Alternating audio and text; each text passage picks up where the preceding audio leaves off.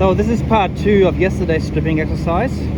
Stripping and desponding DFT. Yesterday was actually not 500 or 1000, was actually 2000. We just measured this with the gauge and the gauge doesn't read it, so it's over 2000.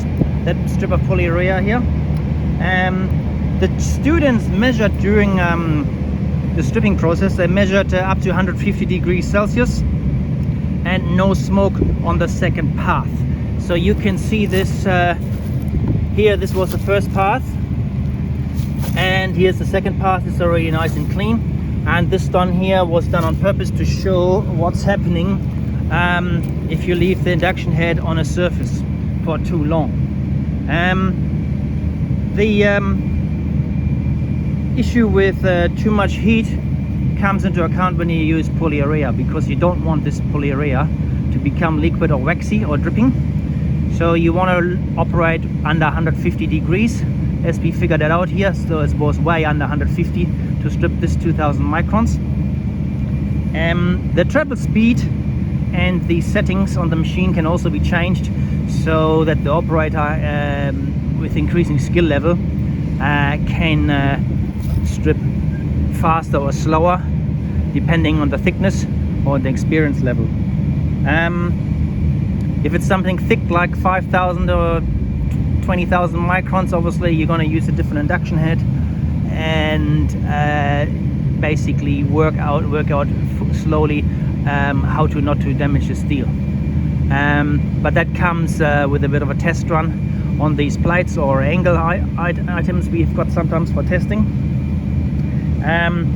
The surface as such is a substrate mix. So we're gonna have old coatings, we're gonna have rust, we've got blasted surface, and also, if you can see, we're gonna have laser cleaned surface. So a bit of a mix. We try to imitate the maintenance environment.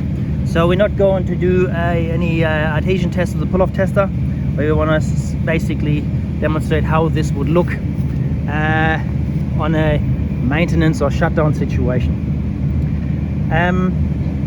As such, the surface here, we could not pull anything off easily. What wasn't properly inducted or didn't have enough heat to despond didn't come off. So the adhesion is yeah, it's pretty good. I can't say an MPa level here on this. These coatings, which can go over the surface by now, I believe, are maintenance coatings. MCU coatings will work, Axo Nobel will work, and other surface tolerant coatings from all the other manufacturers will work as well, or follow eventually. Over here we've got a nice oxide layer, so I believe that Aeon coat will work on this surface as well. Yeah, thanks for watching, and I'm gonna strip the rest here now, and then I'm gonna finish this here today.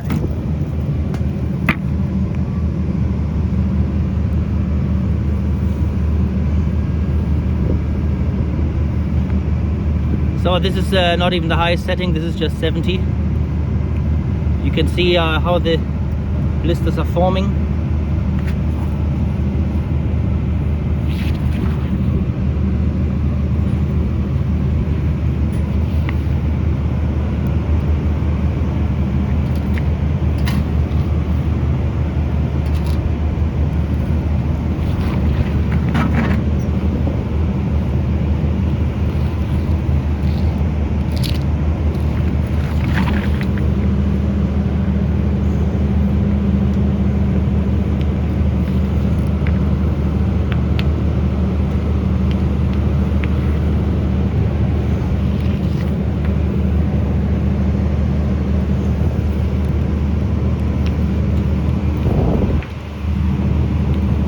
So if there was no open end, the bubbles would just pull this off and there wouldn't be any smoke coming out. It comes all down to the operator and to the item they actually stripping.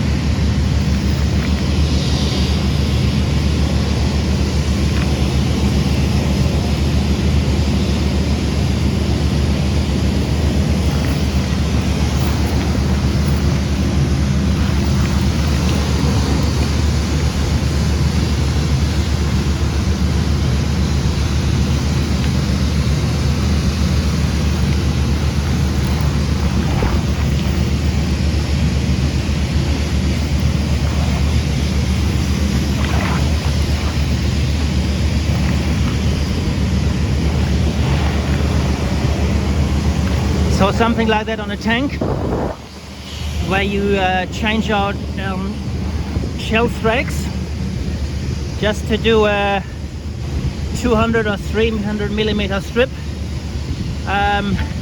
Should be an easy exercise. You can let it cool down. You can let it cool down, and when it's cooled down, you can peel it off with your hand, or if you're in a hurry, you basically kick it off, or you strip it off with a hand tool. I haven't got one here right now,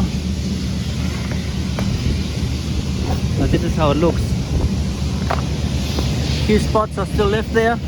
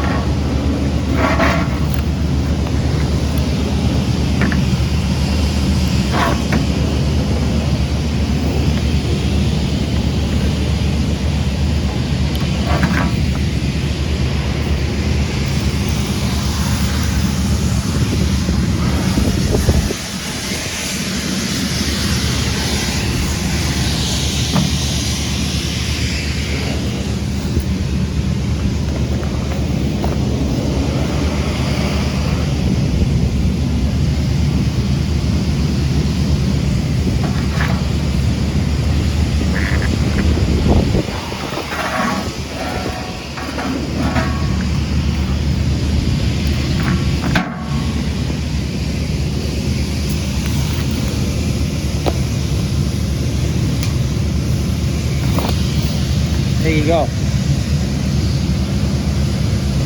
So you can see over here where I had to use more heat.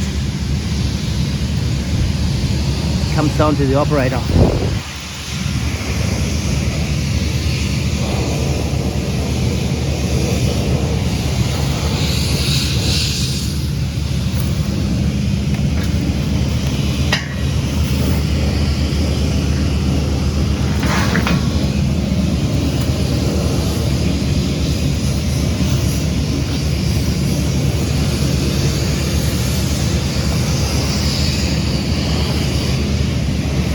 So thanks for watching. This is a bit of a long video,